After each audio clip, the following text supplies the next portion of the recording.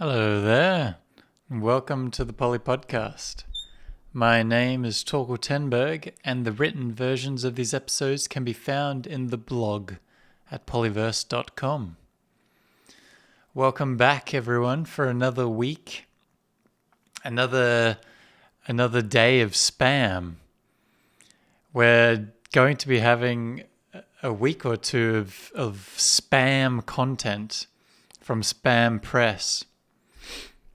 Because I've done a couple of things with them that I want to share. So yeah, it's just a short little episode today. Last week's was quite a long one, but it was a long poem that we were sharing, so there was a lot to get into about it. But this one's a bit more simple, so it won't take long. Oh my god, I always get voice cracks when I start recording. I don't know why. So, this poem that I'll be sharing with you today, and once again, there'll be another reading at the end. It's titled Prerequisites, as you probably figured out. And it was featured in a Spam Press publication from February of 2020. The title of the publication is The Apprentice Poetry Anthology. Make me money and don't piss me off. That's it there, still flipped. But make me money and don't piss me off. An unofficial The Apprentice Poetry Anthology by Spam Press. Glitched out sharks on the cover, super cool. So as I mentioned last week, we talked about Spam Zine, and then this is a product of Spam Press, a different thing. They also do standalone publications for a body of poetry by one author, things like that as well.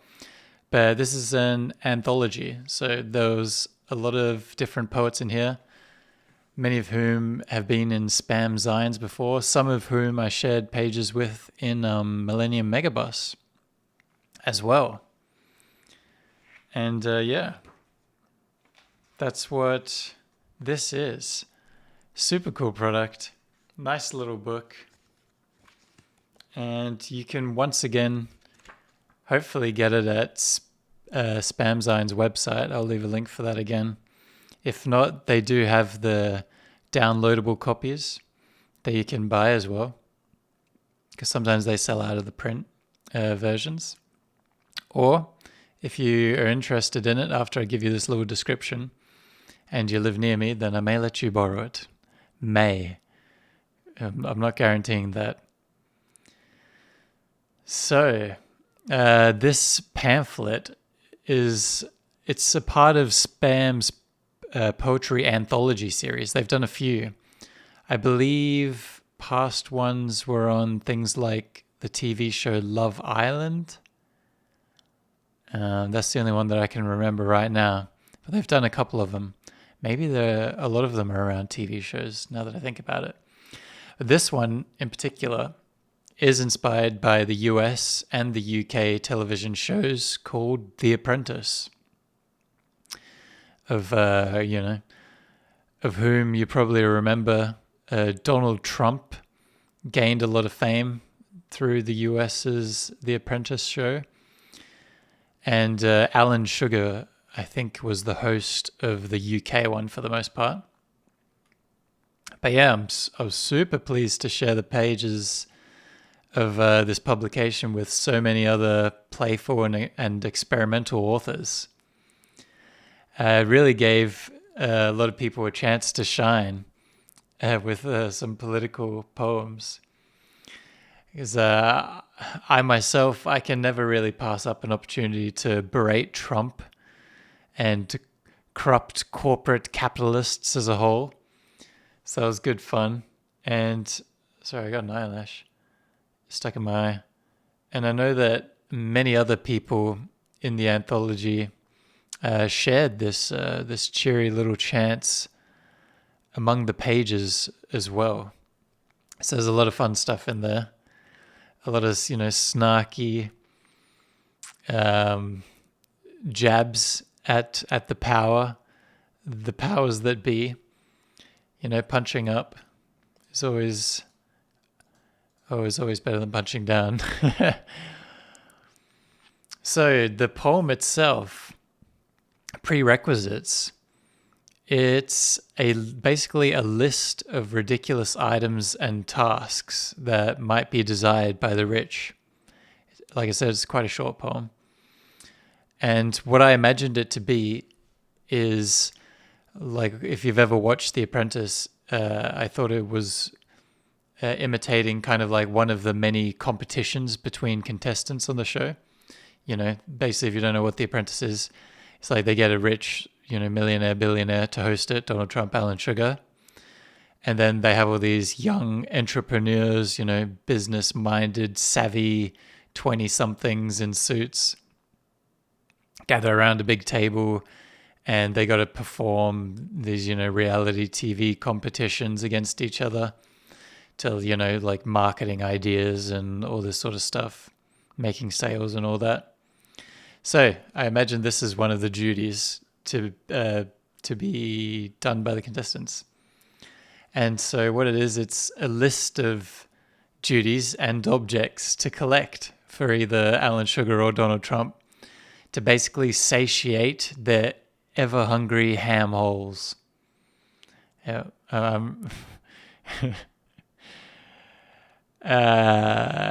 the items on the list get progressively weirder and more specific. That was the fun part of it.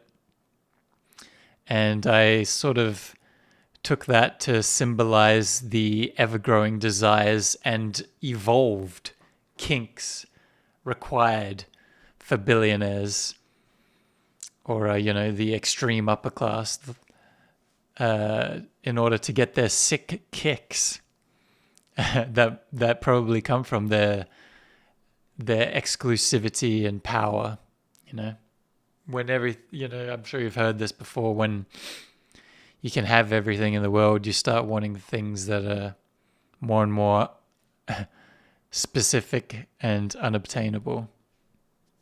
So, the narrator of the poem, who is presumably Trump or Alan Sugar, they get progressively more aggressive and worked up, even becoming kind of excited at the mere notion of having these strange items collected for them as they're listing them off to the contestants of the show. So yeah, I don't really have much more to say about it, to be honest, about the poem. I will say again, definitely check this out and have a read of it if you can get a copy, because it's a lot of fun. I really liked one in particular in here by Anjali Kataramanpool. Probably butchering her name, which I shouldn't be doing, as I have also a difficult name to pronounce. And the title of that poem's Brown Nosing. Some cool pictures there as well. Yeah, that's one of the ones that I recommend. That was a really fun one in there. And in my poem, I put a few little symbolic things in there that I was quite happy with. So see if you can spot those when I read them to you, when I read the poem to you. And it's written basically as absurdly as I could get away with, because I find humor to be a great coping mechanism for the facets of society that we can't individually change. So yeah, that's I think one of the useful things about humor is that it can do that for people, even if it's just to cope. At least that's something. And also the accumulation of individual wealth and power. I do really see it as absurd in its entirety. You know, the notion that someone can be worth billions and dine with political powers just because they own a company or have stock in a corporation that undercuts other businesses and exploits workers. I think that's a really strange, self-important, ego fantasy world that we live in. So yeah, and I think a lot of people in the pages of Spam felt similarly and had similar messages in their poems as well. I should mention as well, before I switch to the reading of this is a pre-recorded reading of the poem, because I believe that I also read this on Spam's URL Sonata podcast, along with the Vaporwave artist's poem that I talked about last week. I believe I read both of those on the same episode. So yeah, week of spam. I'm spamming you with spam. And I'm going to cut over to the poem now. But before that, thanks for coming by. Thanks for stopping in for this short little episode today. And might just see you next week.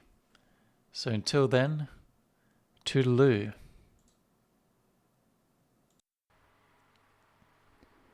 Here's what I need from you, my loyal little dog slats.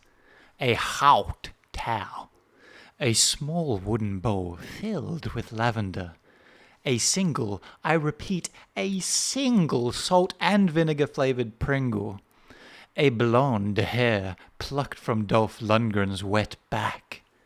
11 Magnum Daddy ultra-thin condoms with holes pricked into the ends. A fervent cornucopia containing a cul-de-sac's worth of Indian child dry blood blisters, intact. A sea snake performing the serpentine maneuver as I shoot at its indistinguishable tail. 3 toothless silverback gorillas, one without arms, one without legs, and the other must have a left leg missing and a right arm missing. No blood. Do not ask, you 2-bit wanker. Cut the 2 front legs off of a wooden chair and tie a polio sufferer to it. Bring my DDR mat.